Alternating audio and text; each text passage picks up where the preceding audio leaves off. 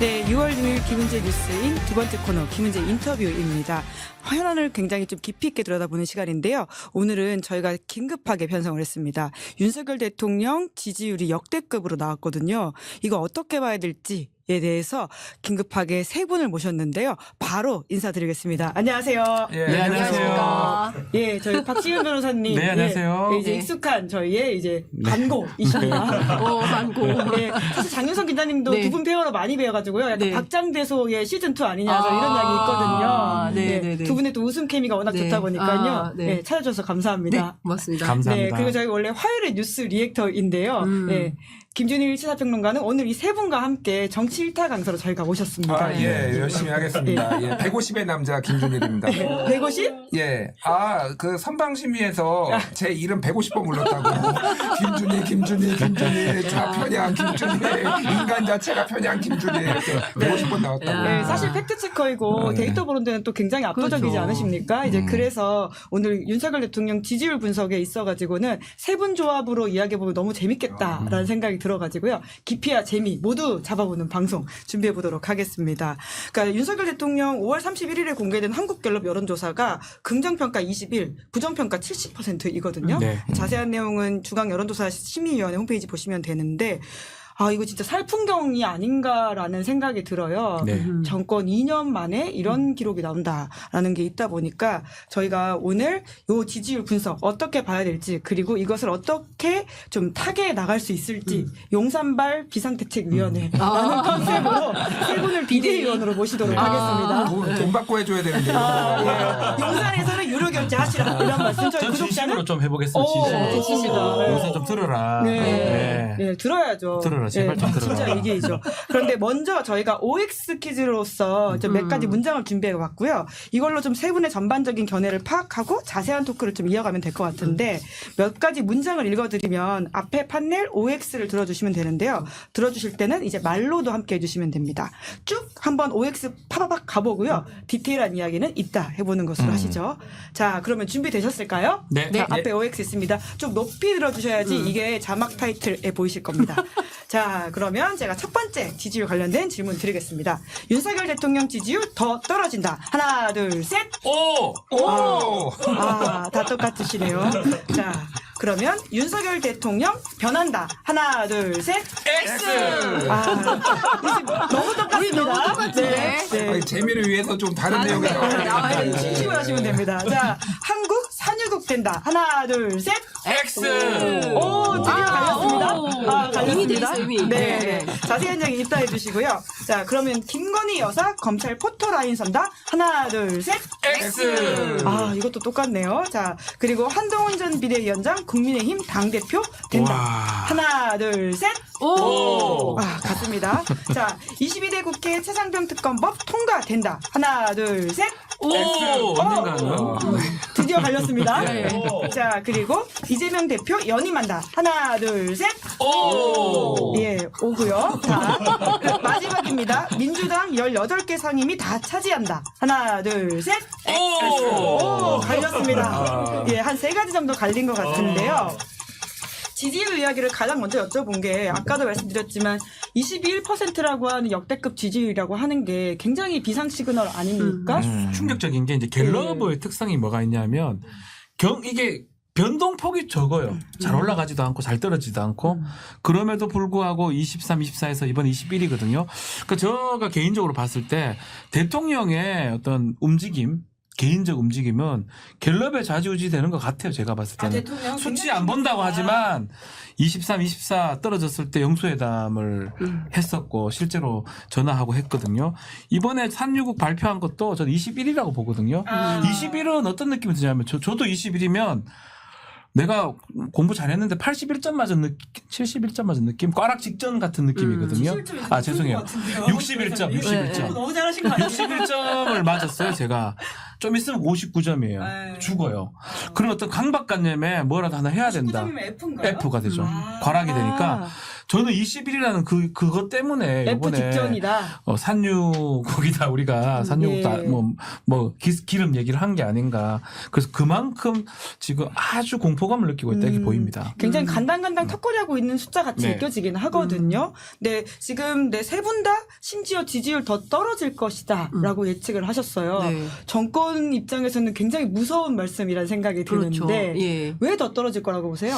근데 지금 하는 걸 보면 올라가는 게 이상하죠. 그렇죠. 물론 이제 그 월요일 날 대통령이 직접 나서서 백브리핑이나 혹은 또 질의응답 없이 그것도 한 아프리카 정상회의 복판에 요것만 딱 발표하고 떠나면서 상당히 상세하게 얘기를 했습니다. 그러니까 산유국의 부품 꿈을 더 우리가 정말 그 포항 영일만에서 곧 저는 그날 석유가 직접 나왔는 줄 알았어요. 가능성이죠, 아직. 석유가 예. 콸콸 나왔는 줄 알았더니 예. 그게 아니라 가능성 10% 혹은 20%의 가능성만 가지고 대통령이 그렇게 발표를 했을 때 깜짝 지지율 상승 혹은 여기서 더 이상 떨어지진 않겠다라고 판단해서 아마 발표를 했을 것 같은데 그건 진짜 꼼수였던 거고 다행히도 이번 주에 지지율 그 갤럽 조사는 없고 다음 주에 발표될 텐데 저는 리얼미터 조사부터 상당히 세게 반영이 될 거다.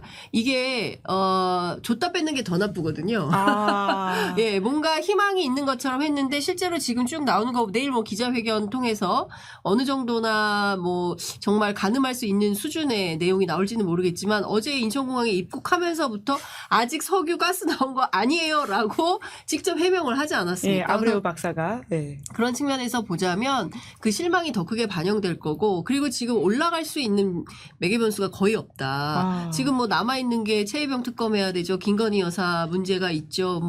등등 한동훈 특검도 사실은 따지고 보면 윤석열 대통령과의 연관성을 피할 수 없는 이런 수준이기 때문에 정치적 악수는 계속 다가오고 있고 여기서 아무리 희망 회로를 돌려본다고 한들 윤석열 대통령에게 도움이 될 만한 것은 보이지 않는다. 이런 생각이 좀 듭니다. 더 더운 여름을 맞이할 것이다. 매우 뜨거운 여름이 오고 있다. 예, 더운 게 뜨겁다. 네.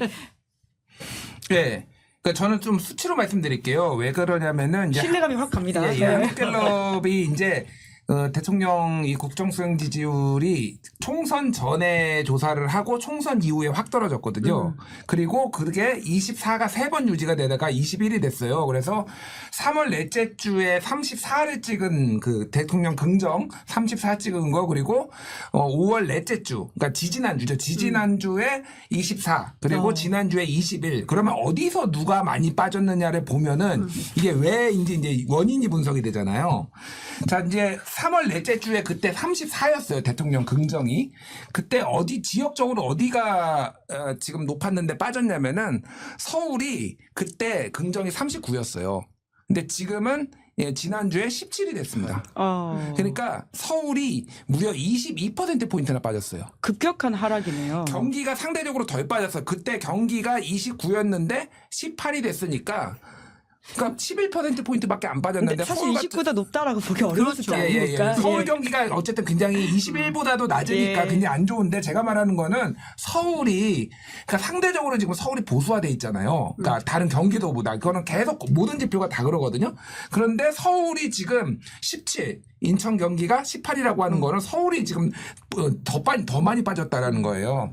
TK도 이제 49에서 35가 됐으니까 14%포인트라서 다른 데보다 많이 더 빠졌지만은 가장 핵심적인 건 서울이 많이 빠졌다라는 서울이다. 예. 거고 연령대별로 보면은 이제 원래 40대는 지지 안 합니다. 원래요? 원래 안 했는데 예를 들면은 3월 넷째 주에 40대가 21이었는데 8이 됐어요. 8은 심각한 예, 숫자 8은 아닌가요? 심각한 거죠. 예. 그러니까 무슨 조사를 해도 8%는 나와요 원래. 그리고 제가 계속 하는 게 일본이 독도가 일본 땅이냐 한국 땅에 물어봐도 한 8% 정도는 일본 땅이라 하거든요. 이상한 놈들이 있어요. 예. 그러니까 이제 어쨌든 그런데 많이 빠진 게 지금 60대가 같은 경우에는 46에서 30으로 빠졌고요. 그 70대도 65에서 49로 이제 빠졌으니까 전 연령대가 많이 빠졌는데 특히 지지층에서 좀 상대적으로 많이 빠진 거예요. 지지층이 그러니까 붕괴했다. 지지층이 좀 예. 붕괴했다라는 거고 가장 핵심적인 게 뭐냐면은 직업별로 보면은 이 보수를 지지하는 이제 직업군별로 보면은 보통은 주부 자영업자, 뭐 농임업이라든지 그리고 이제 60대 이상 고령층의 무직자 이게 좀 많아요. 이거는 제가 뭐 그거를 폄하하려는 게 아니라 데이터가 실제 그렇다. 데이터가 그렇게 예, 나와요. 예. 자영업자가 지금 3월 넷째 주에 국정수행 지지율이 37이었어요. 그때 평균이 34였으니까 더 높았잖아요. 37. 그런데 5월 넷째 주에 22. 지난주에 19. 그러니까 뚝뚝 빠지네요. 평균보다 낮아졌어요. 예, 20일이잖아요. 지금 예. 평균이. 모든 직업군 중에 자영업자가 제일 많이 빠졌어요.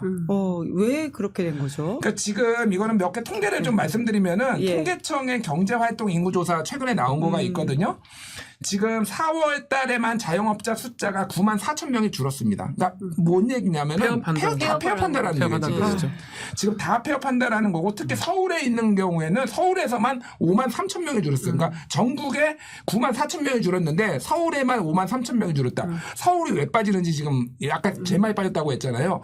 경기가 너무 안 좋은 거예요. 지금 자영업자들이 버티고 이 정권이 뭔가 해주겠지 기다렸는데 아무것도 안 해주고 사실 그래서 이를테면은 이제 민생지원금 같은 경우에는 민주당이 추진을 하고 있는데 뭐 이거를 무분별하게 저도 지원하는 것에 대해서는 신중해야 된다라고 보지만은 민생지원금 지원하면 사실은 정권 지지율이 올라갑니다. 지금은 제가 보기에는 이거를 지금 저쪽이 얘기를 지지율 하니까 팁 하나 나왔습니다. 그러니까 예. 저쪽이 얘기했다고 해서 예. 이거를 안 받는 거는 되게 미련한 짓이에요. 지금 당장 자영업자들 그리고 지금 연체율이 지금 한 달 사이 작년에 지금 가계 금융복지조사 말씀드리면은 고용원이 있는 자영업자가 1만 8,100가구인데 작년에 비해서 한 달 이상 연체한 가구가 61.1%가 폭증했어요 지금. 그러니까 빚을 감당을 못하는 데가 너무 많다라는 거예요 지금. 참 속상한 뉴스이긴 그러니까 한데요. 속상한 뉴스인데 예. 그러니까 근본적으로 이거를 하려면은 이제 차례라도 다 빠져나갔거든요. 지금 뭐 이탈했는데 가장 빨리 뭐를 하려면은 지금 석유 파가지고 언제 2035년에 지금 돈으로 만듭니까? 석유 나온다고 하더라도 이게 이제 당장 히든 카드로 들었던 것 같아요. 들었을 때 대통령 판단이었겠죠. 아마 참모들도 이렇게 판단했는지는 저는 의문인데 어쨌든 뭐 예스맨들만 이제 있다고 가정했을 때 몰아붙이는 것 같은데 김준일 평론가님 말씀하시는 것처럼 심각하다고 보고 뭔가 반전의 히든 카드로 생각하고 던진 것 같은데 내일 이제 그 박사 와가지고 뭐 해봐야 되겠지만 기자회견. 예. 비웃음을 살 가능성이 높아 보이거든요. 벌써부터 그렇거든요. 예. 그래서 사실은 히든 카드도 저는 아닌 것 같고 망했는 것 같고 다만 효과는 하나 있을 것 같아요. 아주 보수층, 지금 말했던 이게 예민한 그 어떤 그 자영업자층 말고 좀 고령층이나 이쪽에서는 그래도 좀 긍정적으로 최소한 더 떨어지지 않는 그 정도 모멘텀 정도가 아닌가. 더 떨어지는 걸 막을 수 있는 정도의 카드다. 확 무너질 만한 그런 것들을 막는 정도, 탄핵 어떤 얘기가 덜 나오게 되는 정도, 또 그리고 특검 얘기가 덜 나오게 될 정도, 그 정도 효과를 지금 받지 않을까 그 생각이 듭니다. 시선을 좀 돌릴 수 그 있을 정도. 것이다. 근데 일주일 달랑 돌렸을까? 내일 가면 다 나와요.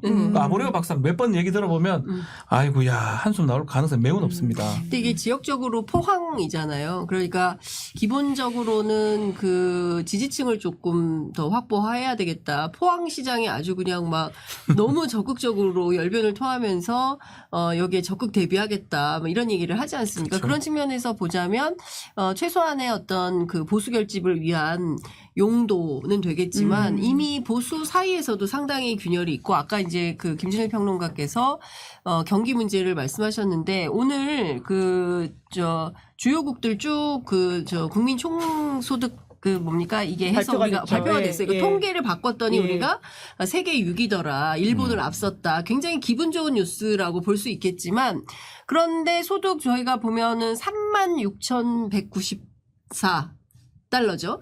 이렇게까지 됐음에도 불구하고 나는 왜 이렇게 가난한가. 가처분 소득이 없고 뭐 이자 내고 뭐 이거 다 내면 정말 당장 뭐 커피 한 잔 넉넉히 점심 한 끼 맛있게 먹을 만한 그 금전적 여유가 안 되는 거예요. 근데 특히 이제 자영업자들 같은 경우는 왜 폐업을 하냐면 팔아도 남는 게 없는 거죠. 예. 그리고 이제 보면 최저임금도 많이 올랐죠. 그리고 재료비 많이 올랐죠. 이걸 해서 내 월급 하나도 제대로 벌 수가 없는 수준이기 때문에 차라리 이럴 거 그냥 폐업하는 게 낫겠다. 그리고 다른 방식의 노동을 찾아봐야겠다라고 생각하는 분들이 많은 거예요. 그러니까 지난 총선 때 저도 현장 취재를 해보면 어떤 사람들이 있냐면 최소한 투잡을 뛰지 않으면 아이들 키우면서 먹고 살 수가 없다는 거예요. 왜냐하면 가게에 사람들이 많지 않으니까 일과 시간에는 자영업을 하고 일과가 끝나면 다른 다른 아르바이트를 해서 이 가게에 들어가는 뭔가 이 비용을 벌어서 벌충하지 않으면 안 된다. 이런 얘기들을 굉장히 많이 하거든요. 그러니까 그때 사람들이 윤석열 정부가 제발 좀 해법을 좀 내놨으면 좋겠다라고 했는데 응답이 없었어요. 그러다 선거에서 사실상 폭망한 거 아닙니까? 그러면 그 후에 뭔가 새로운 제스처가 나와야 돼요. 최소한 앞서 말씀하신 대로 이재명 대표가 물론 그것은 그냥 언발에 오줌 누기식이 될 수도 있어요. 그리고 그게 무슨 중요한 해법은 아니고 당장 응급 처방은 될 수 있는 거 아니냐. 경기 활성화 차원에서. 그다음에 뭐 새로운 대책들을 마련해야 된다 이런 얘기들이 나오는 거잖아요. 근데 최소한 그것도 하지 않는다. 그러니까 민심이 돌아올 틈을 안 주는 겁니다. 윤석열 오히려 더 정부가. 떠나고 있다. 예. 예. 그러니까 윤석열 정부를 지지하고 싶어도 지지할 만한 동인이 발생이 안 되는 그렇죠. 거예요. 왜냐하면 최소한 국민의 어떤 아픔이라든가 국민의 삶의 어려움이라든가 뭐 이런 것들을 공감해주고 대통령이 우리가 힘든 거를 알고 있구나라는 것에 대한 컨센서스가 있어야 되는데 그런 게 하나도 느껴지지가 않는 거지 않습니까? 솔직히 대통령이 하는 일거수일투족을 보면 뭐 최혜병 사건뿐만 아니라 최근에 있었던 훈련병 그 사망사고 그 부모님들 입장에서 얼마나 기가 막힌 일입니까? 근데 그날 국민의힘 연찬에 가서 어퍼컷 날리고 축하주 따라 오늘 내가 욕주 먹겠습니다 하면서 기어이 술을 가져오라 그래서 그건 전부 다 정말, 술잔을 돌렸다는 거잖아요. 국민의힘 입장에서 얼마나 당혹스럽겠습니까? 그날 북한이 그 방사정포 18발을 한꺼번에 쏜, 그게 사실 안보적으로도 굉장히 위험한 날이었단 말이에요. 그러면 NSC 발동을 해서 긴장감을 유지하고 있어야 되는 대통령이, 오늘 내가, 욕 좀 먹겠습니다 하고 다 따라주고 술을 마셨으니 이걸, 소위 얘기하는 대통령다움 김은지 기자님 말씀하셨듯이 그런 게 부족한 거 아니에요? 이 사람 대통령 해도 되는 거야? 라는 의문 부호를 지금 계속 늘어나는 거죠. 그러니까 변하지 않는다에 있어서 그래서 세 분 다 X를 그렇죠. 이게 주신 지금 거죠. 네. 변하는 거는 사실은 뭐 협치, 이 말로 할 게 아니고 뭐 예컨대 영수회담 하려고 했을 때 약간 그런 기미는 보였거든요. 근데 그 내용을 봤을 때는 아니었고 또 기자회견, 취임 기자회견 했을 때 기미는 보였는데 내용을 봤을 때는 뭐 아니었고 계속 그런 게 반복돼. 지금 말했던 것처럼 그 말도 술 먹고 앉아있고 맨날 보면 술 생각나고 이런 얘기들이 반복되고 있잖아요. 그렇기 때문에 결국 뭔가 변하는 거는 그냥은 안 됩니다. 좀 그럼요. 확실히 변하지 않으면 예. 동인 얘기를 했는데 아마 보수층은 그런 건 있을 거예요. 좀 창피하다는 느낌 들 거예요. 우리 대통령이. 왜 저러지? 그래서 경북이 막 35 나온 이유. 예, 대놓고 자랑은 그렇다고 민주당 좋진 않아요. 야당이 잘한다고 느끼진 않을 건데 그런 어떤 동기를 좀 마련해 주려면 완전 변하는 모습 보여줘야 되는데 지금 상황 봤을 때는 더 나빠지면 나빠졌지 변하는 모습은 안 보일 것이다. 그리고 지금 모든 어떤 더듬이는 특검들에만 가 있는 것 같아요. 본인 대통령의 특검, 가족 더듬이는, 특검. 예. 그거 말고는 전혀 지금 신경을 안 쓰고 있다고 이렇게 보입니다. 그러니까 저는 이제 두 가지를 같이 해야 될 것 같아요. 하나는 대통령의 이미지 개선. 이미지 PI라고 개선이라고 하죠. PI라고 예, 보통 예. 얘기를 프레젠트 아이덴티티인데 이제 그러니까 대통령의 이미지가 지금 상황이면 아무것도 안 돼요. 대통령 하면 떠오르는 게 일단 경로, 그 음주, 술. 천공, 여사, 뭐 이게 하면 초과야 완전히. 그러니까 생각해. 이거밖에 생각이 안 나는데. 어퍼컷.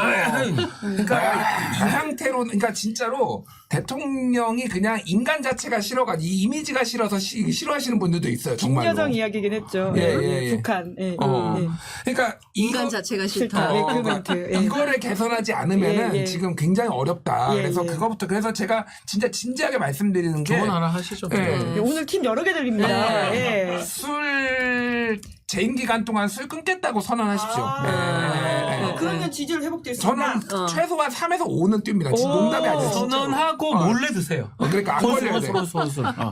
무알콜 저도 무알콜 맥주 먹거든요. 진짜 먹고 싶을 때 뭐 이제 몇 캔씩 먹어야 되면은 무알콜 맥주 집에다가 10만 원어치 사놨어요. 김준일 평론가 대통령도 아닌데 왜 술을 자제하고 근데 계세요? 전 매일 아침 일찍 방송. 일찍 일어나서 일어나서. 평론가도 이렇게 술을 자제하면서 저 일상을 산다. 2년간 지각한 적이 한 번도 없어요. 라디오 하면서 술 좋아하는 술. 저는 윤석열 대통령만큼 좋아하고. 손짓 자체가 이미 너무 좋아하시는 그 좋아하는 술을 라디오 어쩌면 하찮을 수 있는 라디오 2시간 아침을 위해서. 예, 그 정도 거의 안 거의 안 책임감과 마셨거든요. 예, 좋아하는 것을 자제하는 모습. 네. 그러니까 그 다 그렇게 산다는 진짜로 거죠. 술 끊겠다라고 아. 선언하시고 노무현 대통령도 술 안 끊었거든요. 재임 기간 동안 그렇게 얘기를 했어요. 조계석 홍보수석이 얘기를 한 겁니다. 존경한다고 말씀하셨잖아요. 이미 노무현 대통령을 네, 윤석열 노무현 대통령 대통령이 예. 윤석열 대통령 존경한다 보니까 그거를 하면 되고 술을 끌면 3에서 5 올라간다. 네, 그리고 오늘 두 번째 팀 나왔습니다. 아까 전에 말씀드렸듯이 지금은 돈을 풀어야 돼요. 그렇죠. 풀어야 되는 거예요. 지금은 뭐 좌파가 얘기하고 뭐 무슨 건전대정 그거 얘기할 때가 아니에요. 지금 아니야.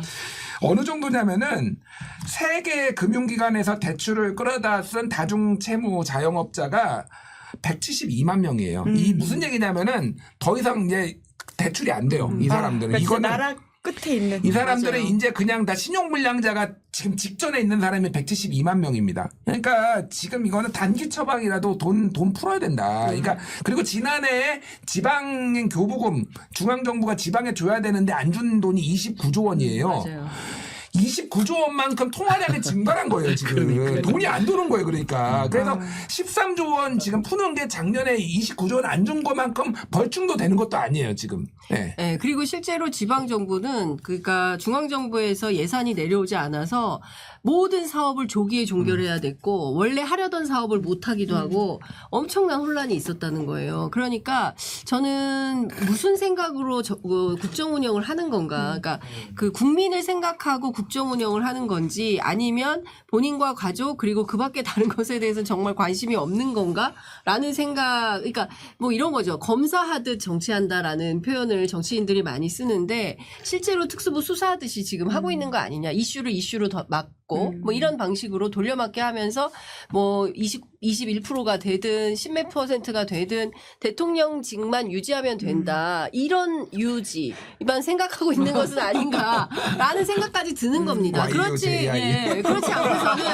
해명이 안 되는 상황이지 않습니까? 네. 그러니까 지금 그 최소한 경제 상황이 어렵다 말은 하지만 그냥 신문으로만 읽어도 데이터만 보더라도 이거 이대로는 안 되겠다. 그러니까 무슨 부산에 가서 떡볶이 먹고 재벌 총수들 뭐 뒤에 배경으로 세우고 이런다고 해서 경제 해법이 나오는 게 아니지 않습니까? 심지어 그 대한상의의 최태원 회장이 지금 도대체 우리가 이런 방법으로 대한민국 괜찮은 거냐라는 질문을 재벌이 나서서 하고 있는 거예요. 새로운 발상의 전환이 필요하다. 몇 차례 강조해서 윤석열 정부에만 제가 알기로는 최소 3번 정도 얘기를 했습니다. 그리고 그걸 받아서 조선일보가 또 칼럼으로 쓰고 있어요. 그러니까 소위 그 그러니까 보수 정당의 주요 축을 이루는 보수 언론 재벌들이 나서서 대통령님 제발 정신 차리십시오. 이대로 하면 안 됩니다라고 각성을 이제 요청하고 있는데 별로 큰 관심이 없어 보인다. 그리고 술과 관련해서는 저는 못 끊을 것 같아요. OX 그것도 할 뻔했네요. 못 끊을 것 같아. 저도 술을 좋아하는 입장에서 네. 좀 자제를 해야 됩니다. 그게 자제? 아니고는 네. 이 문제가 이거 뭐 이렇게 얘기까지 하면 좀 그런데 그 자꾸 술에 취해 있으니까 오전에 이제 10시나 11시쯤에까지 아직까지 정신이 아주 100% 일정을 잘 예. 소화 못할 수도 있을 것이다. 결제도 많이 들어오고 예. 결심도 해야 되고 뭐 정책 보고 같은 게 될 건데 그때가 명료해야 되거든 사실은. 그럼 조금 일찍 마시고 빨리 좀 자든지. 근데 패턴 자체도 좀 되게 늦게 돼 있고 이런 것들이라서 좀 조절할 필요가 좀 있지 않을까. 저는 중심에 이 말씀. 그치, 왜냐하면 진심으로 술을 좋아하는 하는 입장에서 예. 아침 방송을 좀 맡기고 싶어요. 네, 윤석열 뉴스킹 이런 거 하나 하시면 윤석열 뉴스킹 국정 운영을 위해서 7시면 5시 반에 일나야 되거든. 5시에. 진짜 제 중심이에요. 국정 운영을 위해서는 윤석열 뉴스 파이팅! 하나 맡으셔가지고 새벽에 좀 일나세요. 아니 근데 제가 예전에 검사 시절에 윤석열 대통령과 술자리를 했던 기자들 얘기를 들었는데 안 취한다는 거예요. 안 그러니까 취하죠. 그래서 기자들이 정말 윤 대통령과 만나서 술을 마시면 그 이튿날 노트북 잃어버렸어요. 휴대폰 잃어버렸어요. 너무 크다 피해가. 근데 그분은 엄청나게 빠른 속도로 빨리 말아서 엄청나게 다량을 막 제공을 한다는 거예요. 그러고 나서 좀 주무신다는 거예요. 현장에서 다른 사람들 막 하는 동안. 그 다음에 딱 깨가지고 또 막 깨워서 또 먹이고 막 이런 방식의 어떤 패턴화 돼 있다. 그러니까 숙취라는 거는 다 있거든요. 사람이 뭐 장사가 아닌 이상. 그러니까 그게 명료하지 않은 거예요. 그래서 이것도 들리는 얘기지만 오전보다는 오후에 이제 결제를 더 갈라. 일정을 더 많이 한다. 예, 왜냐면 오전에 안 되니까 이거부터 바꿔야 돼요. 예. 그럼 심각한 거죠. 아침이 그럼요. 대한민국 예. 국정이 제일 비어있다는 중요한 얘기가 시점. 되는 거거든요. 예. 제일 중요한 시점인데요. 그러니까 지금 검사도 아니고 대통령이지 않습니까? 그러니까요. 국정 운영의 최고 책임자인데 그렇습니다. 이런 이야기를 우리가 한다는 자체가 아, 너무 이게 참 전 중심에서 하는 예. 겁니다. 진짜로. 제가 보기에 오늘은 용산 헌정 방송 같아요. 네, 용산 헌정 방송. 근데 그러니까 짧게 술 얘기하면은 사실 그 이야기로도 저희가 한 시간을 채울 수 한 있는 시간에 에피소드이긴 할수 있어 하죠. 진짜 내가 그리고 예. 방송에서 못한 얘기도 많아져. 저희 멤버십 언니 따로 해야 되겠습니다. 사실 근데 저도 최근에 들은 얘기가 윤석열 있는데 대통령 정도 주량이 되는 분이 아침에 숙취가 있다라고 하는 거는 쉽게 얘기하면 폭탄주 최소한 15잔, 20잔 이상 먹는다는 얘기예요. 진짜로. 왜냐면 제가 그냥 15잔 정도는 그냥 먹어요. 솔직히 얘기하면 크게 타격이 글쎄요. 없이. 그런 분이 술을 자제하고 있다. 예. 예. 근데 제가 지금 무알콜 맥주를 사서 먹습니다. 방송을 위해서. 방송을 예, 위해서. 방송을 네. 위해서. 그러니까 너무 보통 많이 사람도 드신다. 그렇게 산다. 내 말에는. 네. 그리고 많이 거기에 드신다. 들어갔다 오신 분들이 있어요. 예, 만난 분들. 관절을 말씀하시는 예, 제가 건가요? 실명은 얘기 못하겠지만은 방송 패널 분들도 한번 가서 그거는 네. 당사자가 내가 갔다 왔다라고 얘기를 한 거니까 이름은 아무개 변사. 왠지 느낌이 나도 뭐 댓글로 확인 안 해줘. 확인 댓글로 안 이미 해줘. 달리고 있을 것 같습니다. NCND인데 어쨌든 이제 자기가 15잔을 먹었다라는 거야. 그러니까 이게 너무 많이 드신다. 아, 너무 자기가 15살 먹었으니까 상대도 더 그 정도 드셨다. 이상이 더 드셨다는 거지. 네, 왜냐면 같이 대통령은. 도우니까 아니, 왜냐면 맞춰줘야 순배가. 되니까. 예, 이게 보통 폭탄주 아시겠지만은 먹을 때 쫙 돌려서 같이 마시잖아요. 같이 이렇게. 마시잖아. 제가 15잔을 먹었으면은 미니멈 윤석열 대통령도 15잔. 요거는 뭐 이제 법조계 문화이긴 합니다. 법조계하고 또 검찰, 군대 이 문화가 뭐냐면 아마 그대로 할 거예요. 폭탄주는 뭐 요새는 소주, 맥주, 예전에 양맥 폭탄주였는데 제조자가 이렇게 만들어요. 계속 똑같은 술을 공평하게 계속 먹습니다. 그리고 병건을 넘긴다고 그러거든요. 아마 상상이 가요. 처음에 병건을 탁 윤석열 대통령이 갖고 있다가 한 몇 번 돌리고 야 이상민이 너가 해봐. 이상민이 돌리고 야 덕수는 안 그러겠지. 하여튼 그런 식으로 할 가능성이 매우 높아 보이거든요. 가능성이 높다. 그렇다면 자, 예. 말대로 한 명 한 명이 다 15잔씩 먹게 됩니다. 그럼 엄청난 술을 마시게 되는 예. 거죠. 여기서 이상민은 룰라의 이름이 저는 그 크리에이터 이상민 말하는데. 크리에이터. 크리에이터 이상. 그 이상이 아니야. 야, 형님 한번 내봐. 아, 이거. 이번에 개각 대상에 오른다는데. 예. 아 진짜 아, 정말 진심으로 하는 조언이다. 진짜, 라는 진짜. 말씀. 우리가 들은 얘기 아니면 천만다행이고 예, 예. 만약 맞다면 정말 바꾸시라. 예. 그 마음에서 아니 그 말씀드리는 거예요. 영천시장 대통령이 예, 일정 갔을 때도, 일정 갔을 예. 때도 딱 소주 한 병만 있으면 아, 되겠네라는. 멍게를 보면서. 그러니까 예. 근데 그게 오전 시간대잖아요. 저녁이 아니잖아요. 그러니까 최소한 오후 5시 혹은 6시 뭐 해질녘이라고 한다면 아 뭐 술 생각이 나실 수도 있겠다 하겠지만 민생 현장을 갔거든요. 그리고 거기에 상인들이 뭐가 뭐 어려운지 고통이 뭔지 듣겠다는데 딱 소주 한 병만 있으면 되겠네. 그러니까 농담이라고 한 거겠죠. 이 본인은 농담이라고 했는데 국민들은 그걸 보고 충격을 받는 겁니다. 대통령이 지금 저런 얘기를 할 때인가? 대통령이 지금 그 어느 집은 군대 간 지 9일 만에 아이가 집에 못 오고 이런 상황이 돼서 초상집에 연결식 하는 날인데 어퍼컷 하면서 축하주 따르고 1월 1일인가? 대통령이 우리 사는 거에 정말 관심이 없구나. 이런 생각을 할 수밖에 없는 거죠. 그 지지율이 어떻게 오르겠어요? 오를 수가 없죠. 오를 수가 없어요. 또 참모들이 뭔가 조언을 할 겁니다. 저는 소주 얘기도 시장 갔을 때 아마도 참모가 이런 얘기 하라고 하거든요. 그러니까 자기 마음대로 한 거예요. 참모가 적당한 시점에 소주 한 병 얘기를 하시면 매우 괜찮을 것 같습니다. 그런 참모 한 명도 없을 거예요. 맞아. 그게 정치 활동이잖아요. 예. 뭐든지 다 참모들이 동선 짜고 어떤 얘기하면 좋고 보고서가 다 올라갈 거란 말이에요. 그러니까 그것조차도 제대로 안 되거나 안 듣거나 하거든요.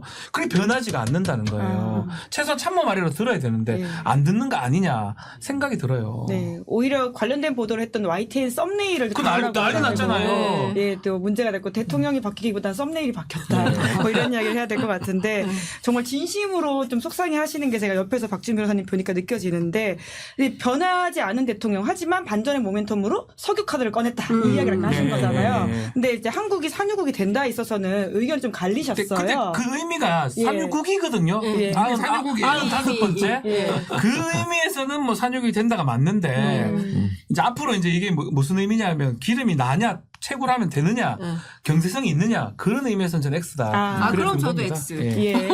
바꿔요. 예. 영혼을 담아서 오로 하자. 영혼을 담았다. 예. 아니 예. 석유 기본소득 받아야지 알래스카처럼 우리도 돈 받아야 될 거 아니야. 노르웨이처럼 부자 되자. 이거 X 된 사람들은 좌파, 요거 된 사람은 우파. 뭐 이렇게 좀 분류가 돼요. 김준일 평론가는 우파.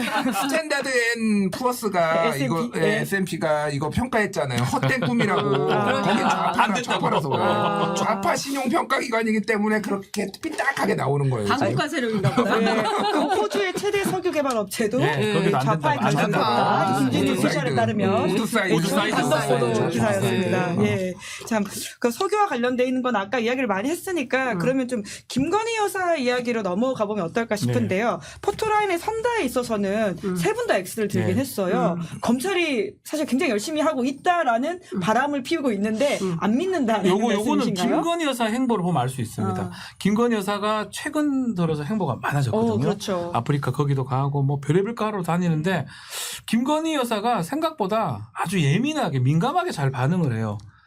필요하다면 반드시 숨고 필요하다면 반드시 나오고 그거를 이제 하는 걸 봤을 때는 이전에 총선도 있었지만 이번에는 본인의 소환 조사가 가장 걸려 있는 문제인데 일단 중앙지검장 바꾸면서 나왔거든요. 거기서 끝난 것 같아요. 이창수라는 지검장으로 바뀌면서 이원석 총장은 뭐 법 앞에 성역 없다, 소환 조사할 수 있다고 얘기를 하지만 실무는 서울중앙지검장이 합니다. 그래서 저는 소환될 리가 없다.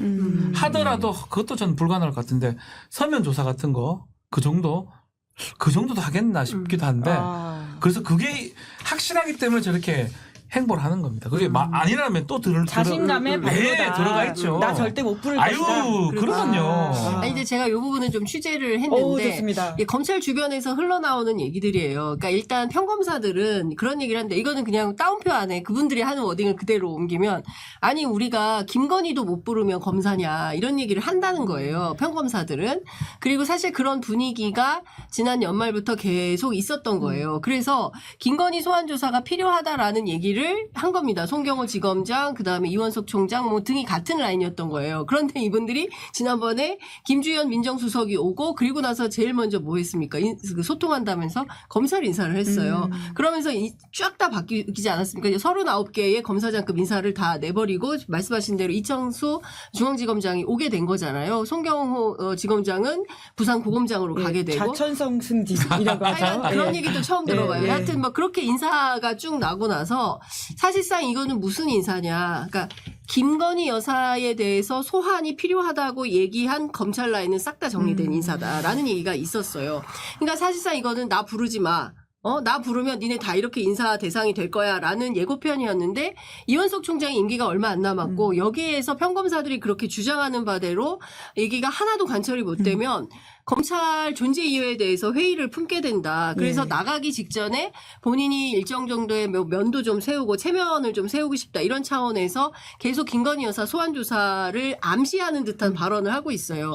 그러니까 어젠가 그젠가 퇴근길에 그제였습니다. 퇴근길에 바른 결론이라는 말을 합니다. 그러니까 그 법 앞에 예외가 없고 엄정해야 되고 뭐 이러면서 바른 결론이라고 얘기를 해서 이 바른 결론의 내용이 뭐냐 이원석 총장이 얘기하는 일단 검찰은 이렇다는 거예요. 일단 소환 조사는 하자. 공개 소환을 해서 그림은 만들고 그리고 나서 어차피 이게 청탁금지법상 배우자는 처벌 조항이 없으므로 무혐의 또는 혐의 없음 정도 처분하고 끝내는 그림을 세우고 있는 거 아니냐라고 얘기를 합니다. 그러면 여기서부터 이제 박지훈 변호사의 얘기가 이제 맞아떨어지는 건데 그러면 김건희 여사가 공개 소환에 응할 것이냐. 절대 그럴 리가 없을 거다. 그리고 설령 검찰에서 소환장을 보낸다 하더라도 그 대통령실 혹은 한남동 관저에 도착한 소환장을 누가 김건희 여사한테 갖다 줄 건데 거기에서 안 될 거다. 이제 이런 얘기들도 한다는 겁니다. 그러니까 중요한 것은 김건희 여사가 김건희 여사 중심으로 이 상황이 돌아갈 거고 결국에 이원석 검찰총장이 사표 쓰는 방식으로 정리되지 않겠냐라는 얘기까지도 돌고 있고 그래서 1순위 누구 2순위 누구 이렇게 새 검찰총장 이름까지 지금 뭐 돌고 있는데 함합형이 나오고 있는데 그리고 이분들의 특징이 뭐냐 무색무취다. 예, 그래서 딱히 뭐 친윤 라인, 친윤 검사를 세워본다 한들 또 검찰 조직 논리에 따라서 소환조사 등등을 요구하는 세력이 있으니 이거 안 되겠다 해서 새로운 방식으로 하려고 한다는 얘기까지 돌고 있어요.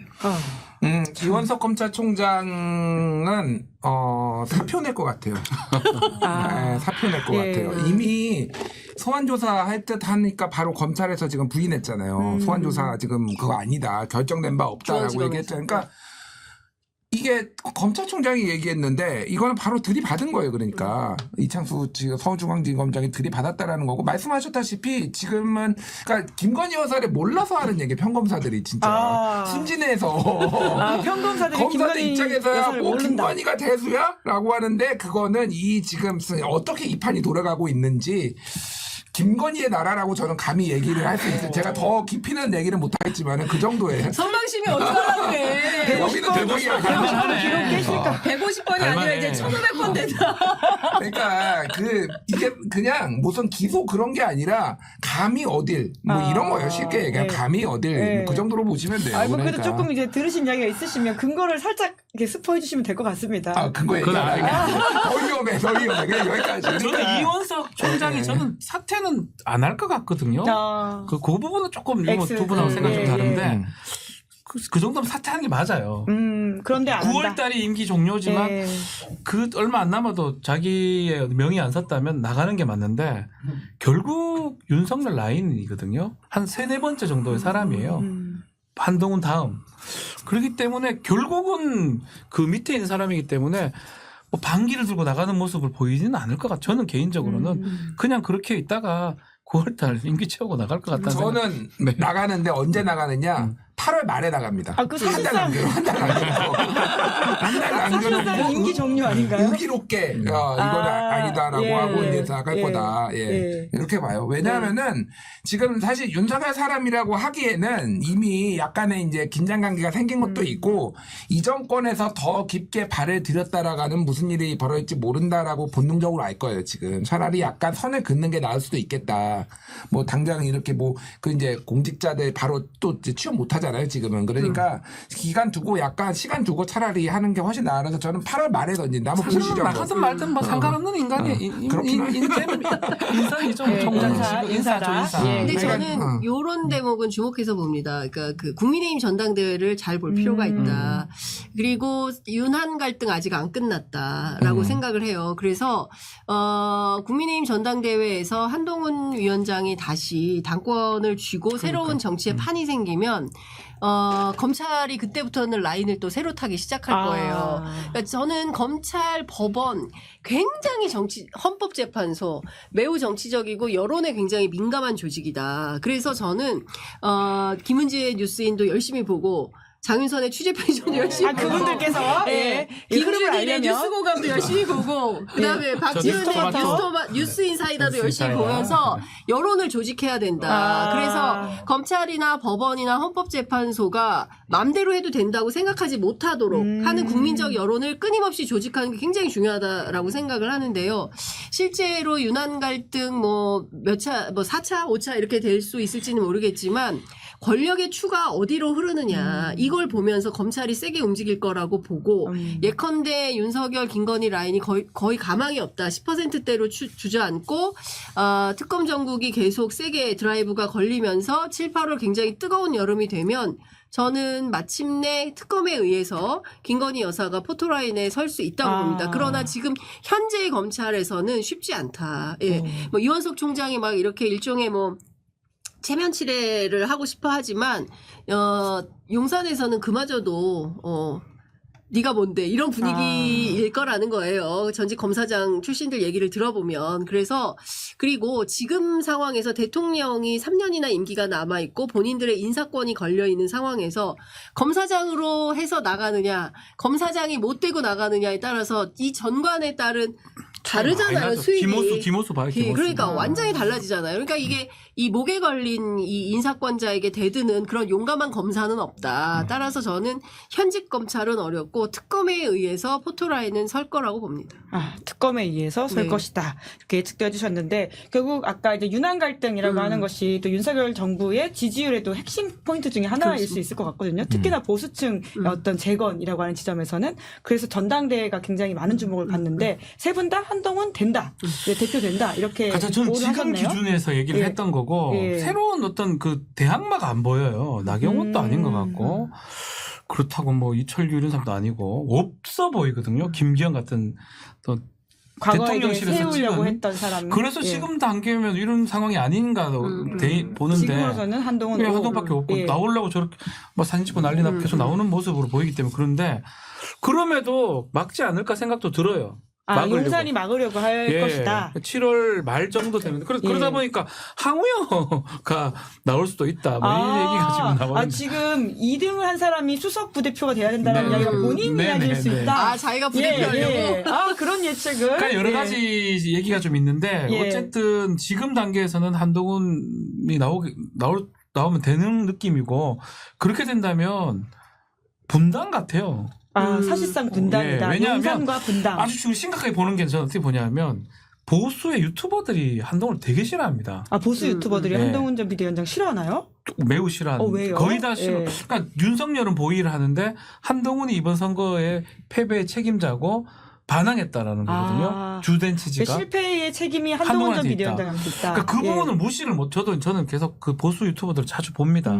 보면 뭔가 우리가 모르는 민심의 얘기들이 그쪽 동향을 알 수 있기 때문에 그래서 그 부분 때문에 한동훈이 여기서 얼핏 보기에는 쭉 갈 것 같이 보이는데 뭔가 제동이 걸릴 것 같다는 생각도 들어요. 보수코어 민심에서는 좋아하지 안 된다. 않는 게 있다. 네.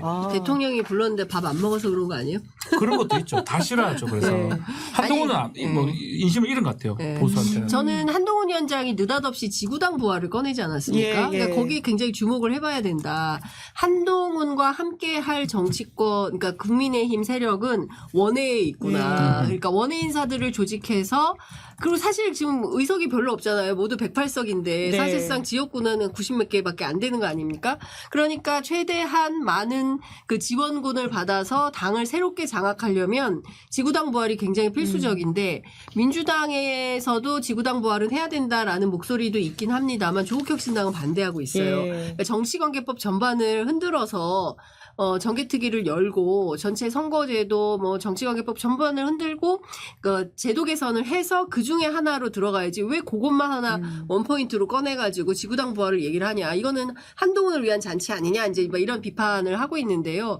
그 한동훈 위원장이 실제로 지구당 부활 등 얘기를 하면서 그 다시 등장을 한다면 저는 다른 대항마가 없는 것도 사실이고 그리고 또 한 측면에서는 김기현 전 대표의 경우처럼 용산이 낙점한 어떤 사람이 다시 세워질 가능성 뭐 이런 것도 일각에서는 있었지만 성공 가능성이 굉장히 미약하다는 거예요. 그러니까 전반적으로 국민의힘 내부가 용산의 눈치는 보지만 그렇다고 해서 용산에 끌려갈 생각은 없는 걸로 보인다. 특히 이제 수도권에 그 터잡고 있는 그 현역 국회의원들은 또 중진들이 많지 않습니까? 이대로는 안 된다라는 생각이 있는데 그렇다고 해서 지금 딱히 특별한 돌파구는 없어 보이기 때문에 그냥 자중하고 있는 모양새이긴 하나 과거와 같은 방식으로 대표를 뽑는 것에는 절대. 그러니까 이번에도 보면 황우려. 황우영. 그 비대위원장이 내놓은 그 부대표안에 대해서 친윤도 친한도 다 반대하더라 이런 거 아니겠어요? 그 좀만 뭐 전망하자면은 한동훈 전 비대위원장이 당대표 되고 윤한 공멸이 될 것 같다. 아니야 진짜. 그게 아니라 이런 거예요. 그러니까 자. 지금은 애매모호한 스탠스를 취할 수가 있어요. 한동훈이. 그렇잖아요. 내가 뭐 친윤인지 반윤인지 비윤인지 이거 뭐 핵심적인 거에 다 피해갈 수 있잖아. 지금 이거 숨어 있다가 지가 필요한 것만 내면 되니까 갑자기 뜬금없이 직구 얘기만 하고 특검법 어떻게 할 거냐 이런 거 하나도 안 내도 되잖아요. 하지만은 당대표 선거에 나오는 순간부터 그 얘기를 해야 되고 그 다음에 이미 이제 당대표가 되면은 결정을 내려야 되고 이런 상황이 오잖아요. 자 그러면은 최상병 특검법 한동훈이 어떻게 할까요? 어떻게 할까? 나는 한다고 봐요. 오라고 해요. 나는 한다고 봐요. 여기에서도 한다고 보잖아요. 다 오신가요? 적극적으로 하지는 않아도 예. 누수 현상이 자연스럽게 누수 현상이 발생할 수 있는 분위기가 되겠지. 김경일 같은 사람 생긴다. 자, 그러니까 그런 식으로 된단 말이야. 그러면은 이제 한동훈 특검법 있잖아. 그건 한동훈 어떻게 할 특검법 어떻게 될까? 대통령이 거부권 행사를 안 해. 자연스럽게 여러분들의 민의를 받들어서 제가 더 이상 이거에 이거에 한해서는 거부권 협치의 행사하지 않게. 실현으로 협치의 그러니까 그리고 그토록 원하는 공멸이야. 지구당은 또 거부권 행사하고. 지구당은 거부권 행사하고. 이런 식으로 지금 갈 가능성이 매우 높다.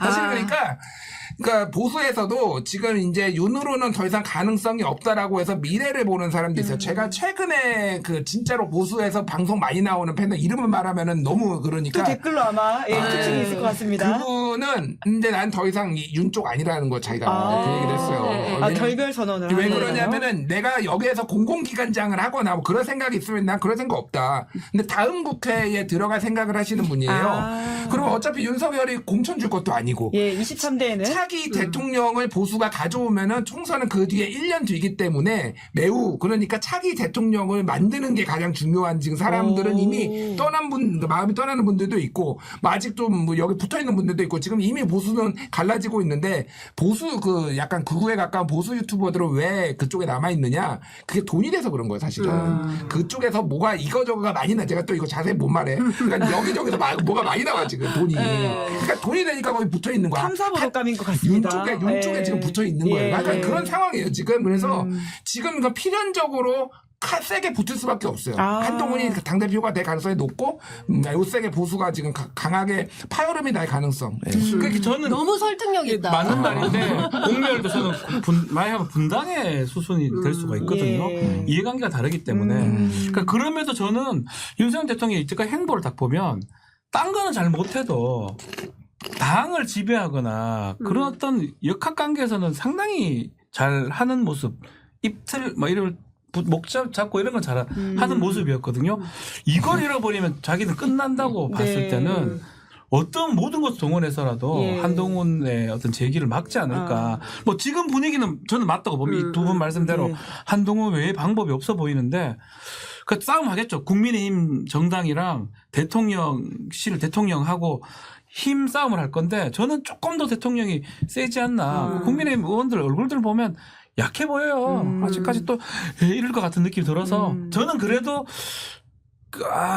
다른 사람 나올 수도 있다. 그러니까 저는 그런 측면에서 보면 윤상현 의원 같은 분이 참 답답한 거예요. 그러니까 나름 수도권의 중진이고 그리고 뭐 이러저러한 얘기를 들어보면 합리적으로 알려져 있어요. 그런데 김정숙 특검 같은 거를 꺼내가지고 황당무계한 주장을 한단 말이에요. 그러니까 그게 결국에는 윤 대통령 편에서 뭔가 좀 표를 모아보겠다. 이제 친윤 표심을 모아보겠다 이런 건데 제가 보기엔 그렇게 해도 안 될 것 같아요. 근데 정치의 스탠스를 좀 잘 잡아야 되는데 제가 어제 현장에서 국민의힘 막 피켓 시위 할 때 현장에 있었는데 그러니까 앞열과 뒷열의 분위기가 너무 다르더라. 네, 앞열은 막 지금 같네요. 앞열은 뭐 난리 났어요. 국민의힘에서도 이재명 방탄 막 이런 소리 지르고 사진 분들 주로 바로 이 플랜카드 들고 있는 분들은 막 엄청 세게 하는데 뒷열은 하품하고 눈 감고 졸고 있고 허리 아프니까 가서 방석까지 오라고 하고 그리고 막 자리를 이탈하고 그러니까 이철규 의원이 어디가 막 이러고 그러니까 뭐 누구 와서 가야 됩니다 막 이렇게 하고 그리고 이제 마땅치 않아 하는 분들도 보여요. 왜냐하면 이제 초선 국회의원들 같은 경우에는 본회의장 들어가는 첫날이거든요. 그렇기 때문에 들어가서 의장 선출에 기여도 하고 싶고 다들 남들은 들어가서 사진 찍지 않습니까? 셀카 찍고 다 누가 찍어주고 기념사진 찍고 해가지고 다 또 페이스북에 올려가지고 지역구에 알려야 되는데 그런 것도 못하는 거잖아요. 그러니까 당론으로 정해서 못 들어가니까 그런 거에 대한 불만들이 굉장히 있어 보이더라. 그러니까 108번내 가능성이 굉장히 높고 8석의 이탈 저는 당대표 선거 이후에는 어느 이슈든 가능하다 이런 전망이 어제 너무 보이더라고요. 명징하게. 현장 갔다 오신 이야기 들으니까 굉장히 재밌네요. 아니 근데 진짜 웃겼어요. 기자들한테 방석증 가온나. 그러니까 진심으로 하는 게 아니에요. 일부는 시켜서 하는 거야. 시켜서 하는 거예요. 용산용 용산이 보고 있다. 거의 엄마가 지켜보고 있다 이런 수준으로. 그래 보여요. 엄마가 지켜보고 보이다. 잘해. 그렇지. 그러다 보니까 개각 이야기까지 나오고 있는 것 같은데 개각 카드는 좀 통할 거라고 보세요? 아니요. 아니요. 아. 이용 얘기가 나오더라고요. 네. 예, 문체부 차관 자리에 이름이 일단 오르내린다. 한덕수는 영원히 해야 될 것 같아요. 다 5년간. 왜냐하면 어떤 국무총리를 올리더라도 이건 헌법에서 국회 통과해야 동의가 되죠. 필요한 예. 거니까 거부권 이렇게 행사하는 상황에서 국회가 동의해줄 이유가 없습니다. 이 상황이 똑같아요. 집에 못 가. 그러니까 지금 이제 한덕수는 뭐 영원한 5년간 그냥 쭉 그냥 해야 되는 빼박이야, 상황이 빼박. 됐고 예. 뭐 없어요 후임자가. 예. 그래서 아마 임명을 통해서 개각을 통해서 이제껏 개각해서 잘 된 적도 없을 뿐더러 앞으로도 더 나빠질 것 같아요. 예. 이거는 뭐 효과 카드가 아닙니다. 네, 올해 초선 의원들이 굉장히 자기의 역량을 뽐낼 수 있는 시간이라고 그렇죠. 생각하지 않을까 네, 하는 생각도 신나서 할 들고요. 거예요. 네. 네. 그러면 대야 관계도 사실 대통령의 지지율에서 중요한 부분인 것 같은데, 근데 야당에서도 이제 전당대회가 곧 예정돼 있지 않습니까? 이재명 대표 연임한 데 있어서는 세 분 다 오를 들긴 하셨습니다. 결국은 무리 없이 연임할 거다 이렇게 보시는 거죠? 네. 분위기가 그렇잖아요. 지금. 네, 전반적으로 그렇고 이재명 대표가 지금 선수별로 의원들을 만나고 있는데 최근에 이제 5선, 4선 이렇게 의원들을 만나가지고 이제 임기 연장 그다음에 당원 당규에서 원내대표 그리고 국회의장단 선출해서 20% 룰을 적용하는 것에 대해서 의견이 어떠냐 물어봤는데 5선 의원 모임에 참석했던 두 의원이 저한테 얘기를 해주기를 이게 취재를 한 건데 다 반대야. 그러니까 의원들은 별로 원하지 않는다. 근데 워낙 당원들의 요구가 굉장히 크기 때문에 이거를 반영해야 된다는 목표의식과 실제로 현역 의원들의 반대 사이에서 이재명 대표 고민이 굉장히 클 거다라는 생각이 좀 들고 근데 이재명 대표는 이제 재선 의원이 된 거거든요. 그리고 당대표이긴 하지만 과거에는 초선이었고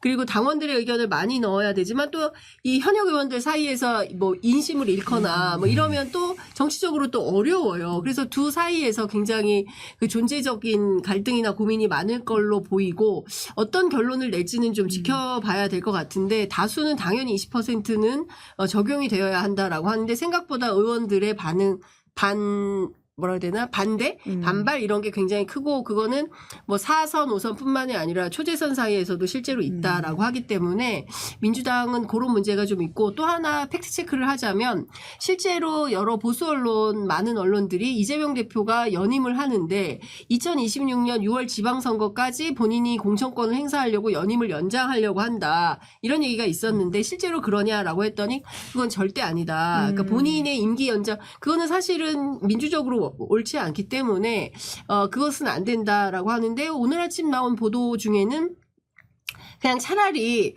이번 다음에 되는 대표가 임기를 그냥 2026년 6월까지 하는 걸로 하자. 뭐 이런 얘기도 있다고 하긴 합니다. 근데 그 문제도 디테일로 들어가면 조금 의견들이 굉장히 많이 갈리고 있기 때문에 근데 본인은 그런 생각은 없다는 것이고 의견은 갈리고 하기 때문에 어떻게 결론이 날지는 좀 봐야 될 것 그러니까 같습니다. 요거는 좀 말씀드리면은 민주당은 지금 대선 1년 전에 사퇴를 해야 되잖아요. 네. 그러면 2027년 5월이잖아요. 뭐 굳이 따지자면 그러니까 대선이 그러면은 2026년 5월에 사퇴를 하면 되잖아요. 근데 그때면 공천 다 끝나 있어요. 그러니까 맞아.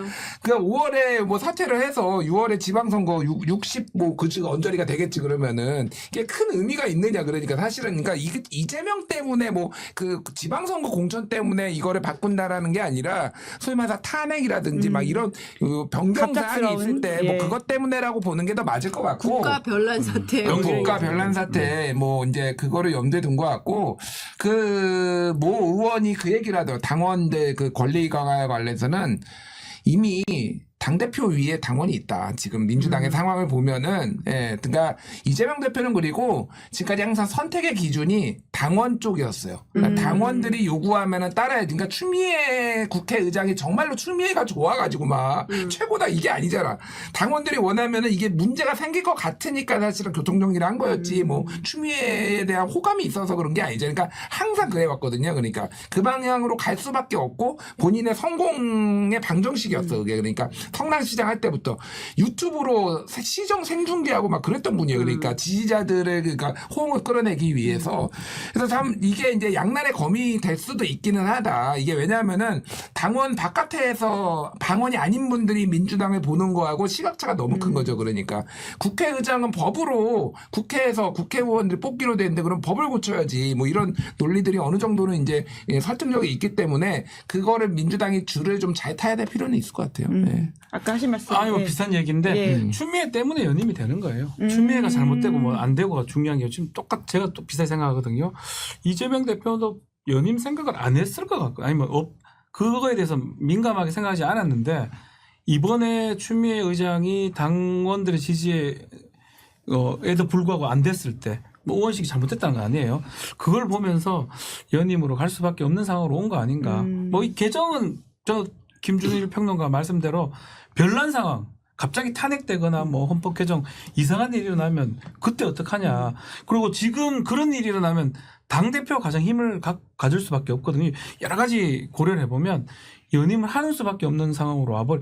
대항마도 없어요 지금. 그러니까 상황은 거의 끝나버린 것 같아요. 네. 예. 이것은 윤석열 대통령 지지율 변수가 될 거라고는 보세요. 그러면 아니요. 그러니까 이재명 대표의 연임이라고 하는 그걸 만들어 가야 상황을? 되는데 어제도 이미정이 뭐 방탄이 뭐 하는데 안 하다 씁니다 별로. 방탄이 넘어가 버렸어요.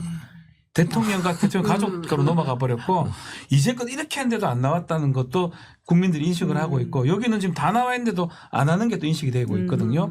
이재명 대표의 이게 뭐 같이 독립적으로 변수가 되는 거지 연계될 가능성은 이제는 좀 저는 적어 보입니다. 또 다른 뭔가 사법 이슈가 나오지 않는 이상은 연계하기 쉽지 않아 보이거든요. 저는. 사실 이재명 대표의 사법 리스크와 관련해서 지금 뭐 재판 하나도 결과가 나온 거는 없는데 이화영 사건만 보더라도 이거는 이재명하고 아무런 연관이 없다라는 게 다양한 경로로 확인이 되고 있거든요. 그러니까 오히려 검찰에 대한 문제 제기가 더 커지고 있는 상황이기 때문에 뭐 이재명 방탄 이렇게 얘기하는 게 사실 공허한 메아리처럼 들리고 굉장히 초라해 보이더라 현장에서. 그리고 사실은 그 22대 국회 그 개원하는 첫날인데 본회의장에 들어가는 게 옳지 바깥에서 스스로 계기되려고 하는 거잖아요. 그리고 되게 재밌었던 게 뭐 혼란이 있었어요. 그러니까 추경호 원내대표는 뭐 좀 길어질 것 같으니까 우리 내려가서 회의실에서 의총을 좀 합시다라고 하고 어떤 분들은 아니다 여기 끝까지 남아 있어야 된다 해서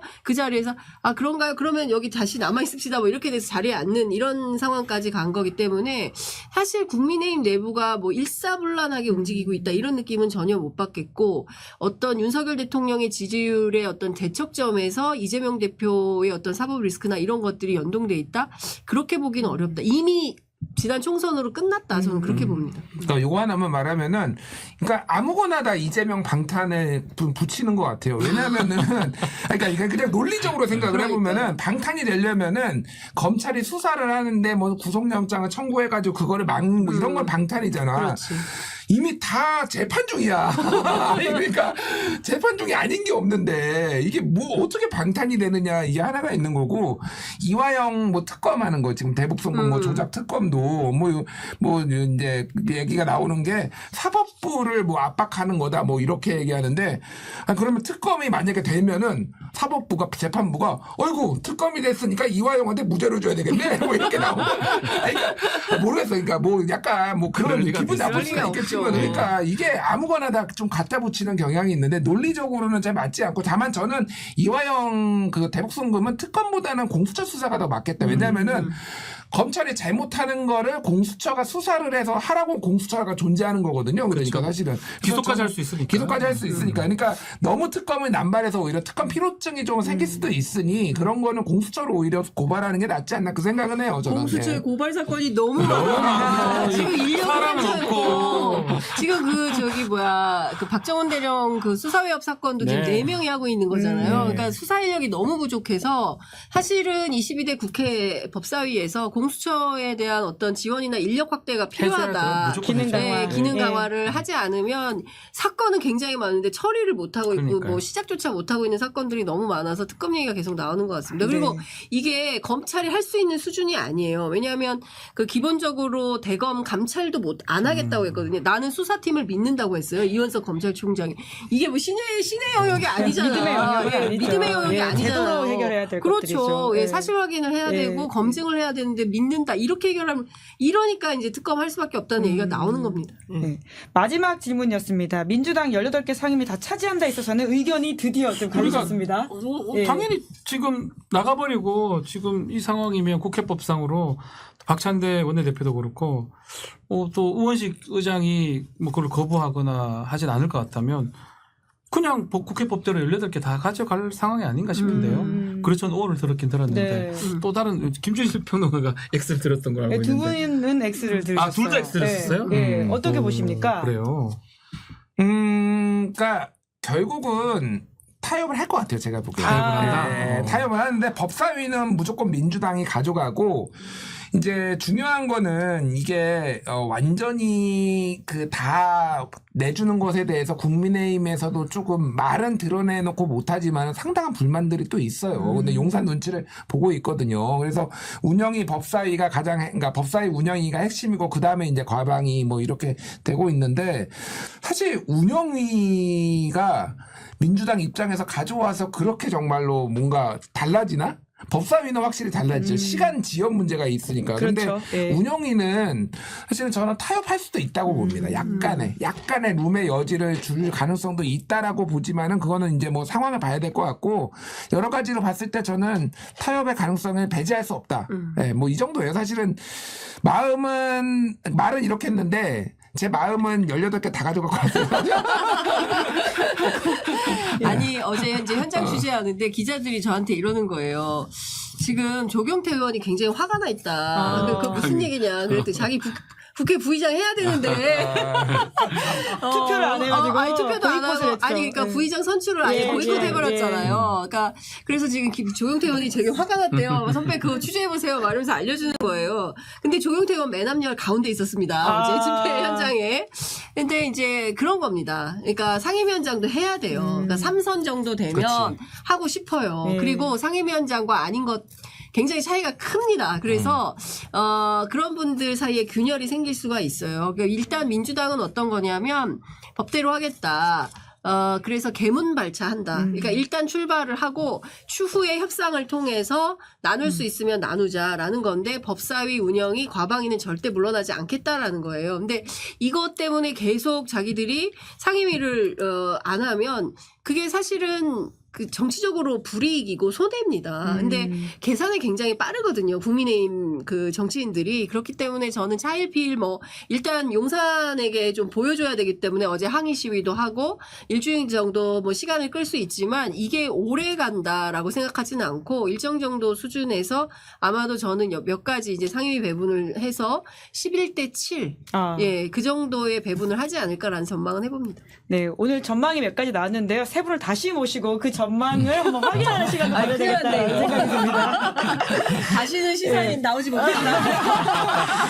세 분 모셨는데 그래도 이제 22대 국회가 개원한 지 얼마 안 돼서 각자가 보시는 기대주가 누군지도 전 좀 궁금했거든요. 눈여겨보는 사람이 있다. 저희 구독자분들이 이 국회의원 좀 한번 눈여겨봐라. 이런 분들 있을까요? 그냥 나의 원픽. 저는 사실은 그냥 네. 개인적인데 부승찬 의원 그 이유는 딱 하나예요. 고석이라고 이제 그 둘이 붙었었는데 그 지금 논란이 되고 있던 고석 저희 법무실장을 같이, 했던 사람 예, 근무를 예. 같이 했던 제가 무조건 부승찬이 돼야 되겠다 생각을 그냥 마음적으로 했어요. 제가 운동을 하거나 하지는 못했고 지역구도 아니고 일단 그런 부분에서 개인적으로 좀 어떤 좋아하는 감정이 있는데 여러 가지 내용도 많이 알고 있었고 특히 대통령실 관련된 거 많은 얘기들을 좀 할 것 같거든요. 관저 의혹 관련해서. 관저 의혹도 본인도 제기를 했었고요. 예. 그래서 우리가 알 수 없었던 접근하기 힘들었던 그런 것들을 아마 좀 하지 않을까. 그래서 잘할 것 같다는 생각이 좀 잘했으면 좋겠다. 네, 국정감사에서 희망. 역할을 예, 예. 할 것이다. 예. 우승찬 의원이 그 얘기 하더라고요. 내가 받은 만큼 돌려줄 거야. 오, 저 국방부가 굉장히 긴장하고 있다는 소문이 것 같다. 있더라고요. 네. 예, 군인들이 긴장할 것 같다라는 생각이 좀 들고 저는 사실 이번에 검찰 개혁이 정말 중요하거든요. 근데 저는 박은정 검사 출신의 예, 조국혁신당 비례대표 의원인데 아주 야무지게 할 것 같아요. 그래서 저는 개인적으로는 박은정 의원이 상당히 역할을 좀 해주기를 기대도 합니다. 그리고 경우에 따라서는 민주당하고 싸울 일도 있을 거라고 생각해요. 왜냐하면 민주당은 큰 당이고 그 지난번에 그 갑자기 검사 증언 한다 그래서 네. 민주당을 믿을 수 있는 거냐면 이제 이런 브레이크 보도자료 걸었죠. 예, 네. 걸었고 사실은 그 네. 방향을 바꿨어요. 네. 원래 그 방향으로 이제 가려고 했고 거의 키맨이 소명철 의원이다라는 소문까지 다 나와 있었는데 저는 그런 역할 필요하다라고 생각을 하고 그 점에서 초심을 잃지 않고 4년 내내 검찰 개혁에 뭔가 꼭지를 따는 그런 역할을 하는 정치인이 좀 됐으면 좋겠습니다. 네. 이번 국회에서 가장 눈여겨봐야 될 상임위가 과방이에요, 지금. 예, 이미 거기는 전쟁터입니다. 일단 김현 의원이 민주당 간사가 됐고, 뭐 최민희 의원도 가고, 지금 뭐 노종면 뭐 해가지고 굉장히 파이터들이 많이 이제 민주당 쪽에 들어갔고요. 당장 현안도 지금 8월 달에 이제 박문진 MBC 그 이사회 이사장이 이제 바뀌게 되면은 MBC도 이제 약간 다른 KBS처럼도 될 가능성이 있기 때문에 방송사법도 지금 이제 바로 이제 표결, 그러니까 공포 즉시 발효되도록 뭐 이렇게 법안도 발의한 상황이고 지금 엄청나게 이제 전선이 그어졌는데 언론 미디어오늘 언론 보도에 따르면은 과방위의 국민의힘 의원이 안 오려고 한다고 지금 신동우 구인난이다 이런 거 있죠. 박정우 그리고 예전에 활약했던 분들이 대부분 다 떨어졌어요. 박성중 뭐 이런 분들 다 떨어져가지고 어쨌든 여기에서 저는 보자면은 노종면 의원을 개인적으로 조금 예전에 YTN 해직 기자 출신이기도 하고 굉장히 차분하게 좀 이렇게 잘하실 것 같다라고 민주당 쪽에선 그러고 다른 한 명 더 뽑자는 저는 천하람. 천하람은 뭔가 뭐라고 해야 될까요? 그냥 기대를 하게 좀 만드는 약간 그런 게 있어요. 그러니까 많이 햄버거도 많이 먹을 것 같고 뭔가 그쪽에 유명한 햄버거 여러 개 먹고 있는 거 맞고 유명하더라고요. 사진이 약간 뭔가 좀 기대하고 천하람이 지금 처음에 발의를 하려고 하는 게 결선투표제 도입하자. 개선하고 광역지자체장 결선투표제 하자. 왜냐하면 단일화 이런 게 너무 소모적이잖아요. 사실은 대선 한 달 동안 단일화 얘기만 하잖아요. 안철수랑 맞아. 뭐 윤석열이랑 단일화 하네. 그런 거 하지 말고 건설적으로 정책 연합하자. 뭐 근데 저는 제가 원래 소신이거든요. 결선투표제를 해야지 대한민국 정치가 발전할 수 있다. 그래서 어쨌든 그런 제 희망까지 담아서 천하람. 이제 저도 조금 보태고 싶은데 개혁신당이 저는 그 세석이잖아요. 근데 아마 이분들이 한 300석 있는 것처럼 행동할 것 같아요.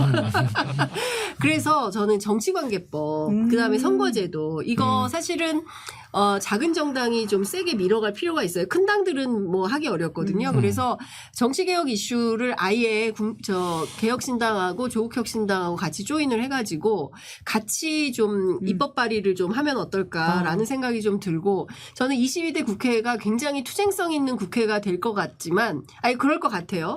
근데 한편으로 어떤 생각이 드냐면 범야권이 연대할 때도 있지만 상당히 정책 관련해서 경쟁도 많이 할 것 같다. 그래서 21대보다 더 최악일 거다라는 전망도 하는데 저는 그렇게 보지 않습니다. 예, 22대 국회에서 정책적으로 상당한 성과를 내는 왜냐하면 경쟁을 하는 분위기 벌써부터 좋은 경쟁.